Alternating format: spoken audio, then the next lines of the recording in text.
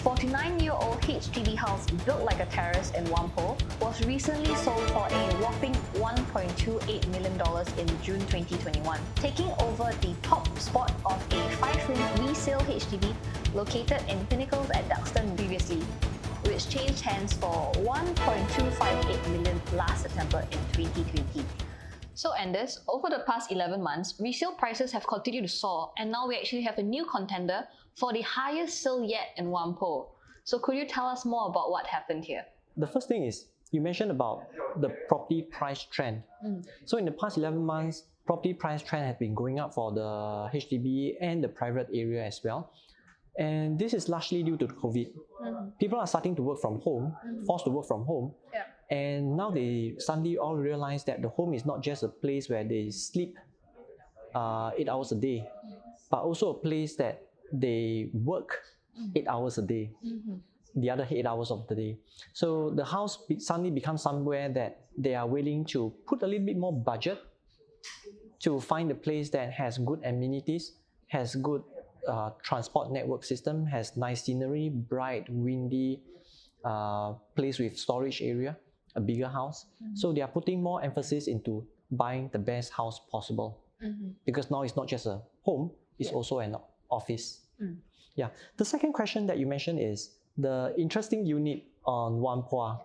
So Whampoa is recently sold for 1.268 mil. 1.268. And it was sold by Property Lim Brothers. A very good job done by them. And right before that, the highest quantum unit was actually Pinnacle Duxton, which is right smack at the middle of a city fringe.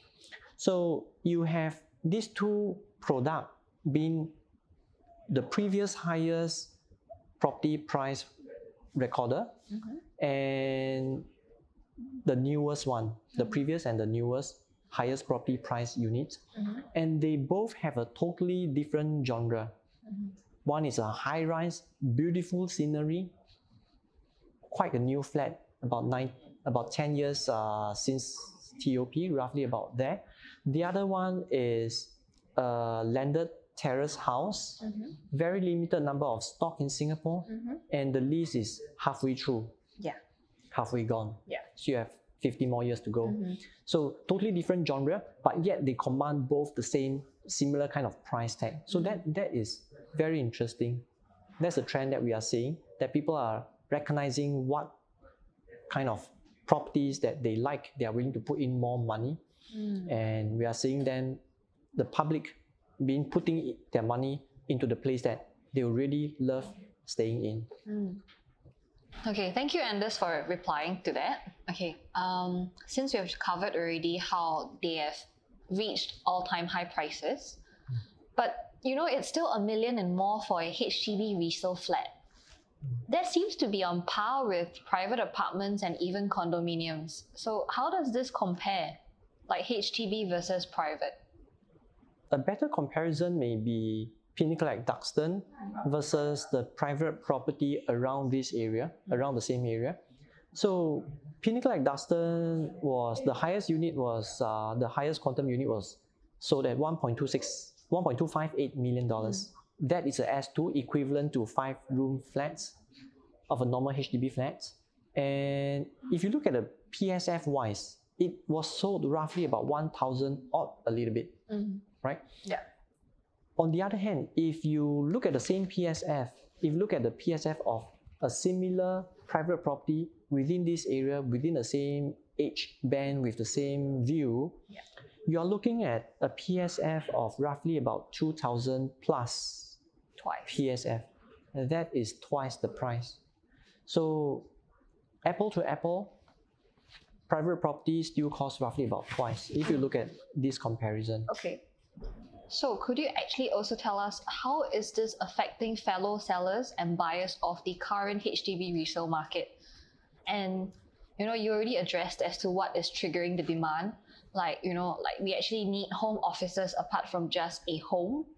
But how will this actually affect sellers who are able to command the price, but are buyers also willing to fork out the money? The trend that we have seen in the past 1 year or so is that people recognizes, like what I mentioned earlier, people recognizes the importance of a house, not just as a home, but also as a place that they work, live, and play within that environment, safe environment. So with that kind of mentality, there's a paradigm shift in people's mindset that they are more willing to pay for the house that they want to buy. Yeah. And this is likely going to stay. At least engraved in our hearts and mind that we are going to pay more. As for affordability wise, there's always a limit on how much people can afford to get such a priced property that they really want. So there will always be properties that are older, with less lease remaining, with less accessibility, less infrastructure around that area, that commands a lower price that they can afford. And with all the grants from HDBs, which they are doing a fantastic job, people are most likely able to still afford a HDB flats. Yeah. Even not a resale, they can still afford a BTO. So this, I have to say kudos to HDB, they are doing a very good job over there. So with regards to this, as to what you just said, do you have any personal experiences with helping your clients sell or purchase such units? Just last year during the COVID period, I sold 2 of such units. One is one of these priced HDB flats in City View, Boon Keng. So that unit was affected by COVID. But the buyer knew that COVID is not going to stay in their house forever. So the buyer went ahead to buy that unit without even setting foot onto the unit once. Never, not even a physical viewing. Yeah. Wow. So the house was sold without the buyer ever visiting the house. So that unit was sold right before Circuit Breaker 1. Okay. And the second unit that I sold that was beyond 1 million was a 4-room flat at Pinnacle Duxton. So we call it the S1 unit, which is equivalent to a 4-room flat layout, mid-floor. So in that sense, in this category, my unit actually broke the historical price record for this genre. Wow. Mid-floor, 4-room flats. Yeah, mid-floor, not even like crossed up $1 million. Wow. Yeah. So the X value at the time was 900 plus.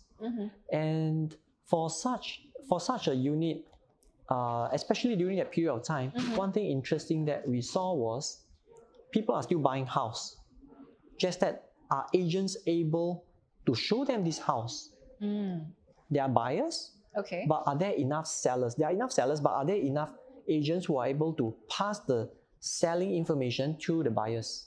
And that was sophisticated because at that period of time, everything to us was new. Yeah. But what we were able to harness was technology. So during Circuit Breaker 1, when everything was brand new to us, we introduced something called the Zoom viewing, Zoom presentation, and we created videos of that house without myself even visiting the house before. Wow. I haven't visited the house before. That's a lot of changes. It was given to me during Circuit Breaker 1. I can't visit the house. Yeah. I taught the owners how to take certain clips and we make it into a video slideshow, a video show, and we created different kind of viewing methodologies. And eventually, even before the Circuit Breaker 1 was over, more than 100 groups have seen this particular house. More than 100. Yes, even before Circuit Breaker 1. That will take very long if it was physical viewings, yes? Exactly. Yeah. If there wasn't a COVID period, we would have much less people who have seen this house. But because of something that was negative, we are able to push up the marketing of this price even more. So this is how we harness the situation of crisis to the advantage of the seller. Yeah. And of course, with all this good effort put in, the house was able to sell at more than $1 million. And if you ask me, is the house worth more than $1 million? I say definitely yes. And it's worth even much more than what I sold in the future. Wow. Maybe not now, but it will happen in the future. So I'm also happy for the buyer as well. Of course, I'm happy for the seller because we managed to fetch them a very good price. Yeah. But for the buyer, I'm also happy for them because in the future, they will really appreciate this unit. Very nice view, very good amenities, very good connectivity. Very good connectivity indeed. we know that prices will definitely increase. This is just the beginning.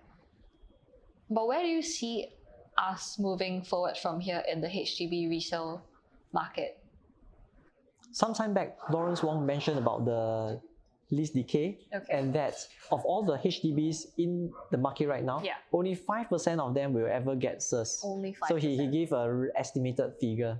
That's very little, isn't it? Yeah, that's very little. Yeah. So this small little value actually sets fear into people's hearts. And as a result, the effect of the lease decay has really grown a lot. So people are really afraid and became very mindful and wary about the lease decay. So as a result, a lot of houses, HDB flats, that the lease are lowering, the price lowers as well. In fact, there's this ballast curve method that they use to estimate the price of the property with respect to the aging lease. So the price of a property flat is not a linear curve with respect to the age and price, but it is a decaying curve. And that is the ballast curve. So in the recent trend, we noticed that the effect of ballast curve seems to kick in. People are starting to factor that into their equation, into how they set up their budget. And of course, there's a limit of how much they can use from their CPF, how much they can get from the bank loan if the lease is decaying as well. Definitely. So all this sets in to push the property price of aging property, HDB flat, even lower. So as a result, you will always have HDB flats that are more affordable because of aging lease, and HDB flats that have fresh lease, higher view, but higher quantum as well.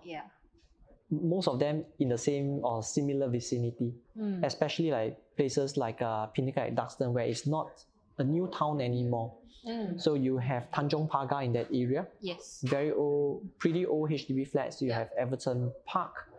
You have Sago Lane. You have Bukit Merah, Selat, for example.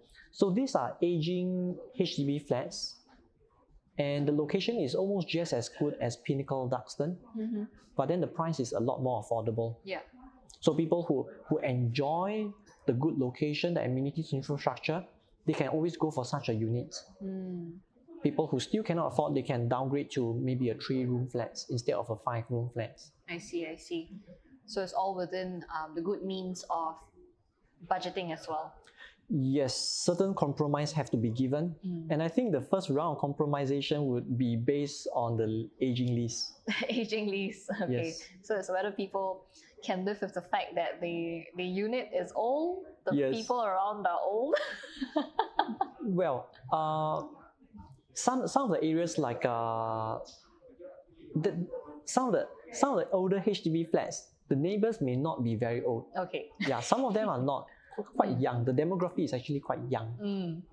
Speaking of futures, what is your advice to new home buyers, say like people like myself who intend to start their own family soon and in need of a place of their own, just to have a matrimonial home of sorts? I was a young couple once, so I understand the pain entirely. And my advice to young couple, to yourself especially, is to differentiate between needs and wants. On one hand, you need certain things. On the other hand, you want a lot of things.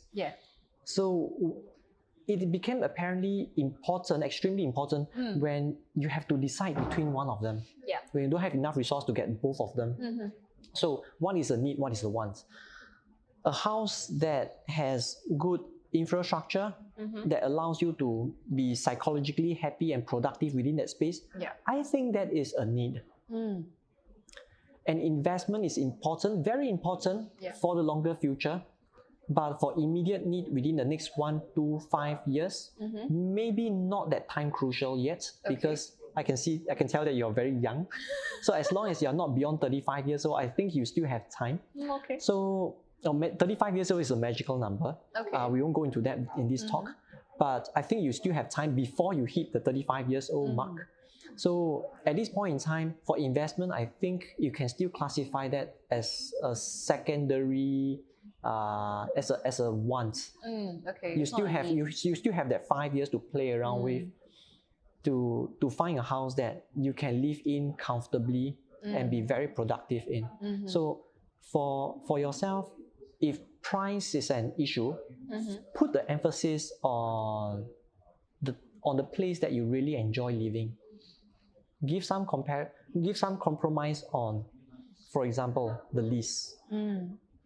Give a compromise on the lease, on the investment portion. Get a house that you really want, that you can really live comfortably. It could be near your parents, near your parents-in-law. It could be near the schools, amenities, near the MRT, near to the workplace, near to the potential pool of workplaces. It should be based on that more than For sure. more than investment. Yes, of course.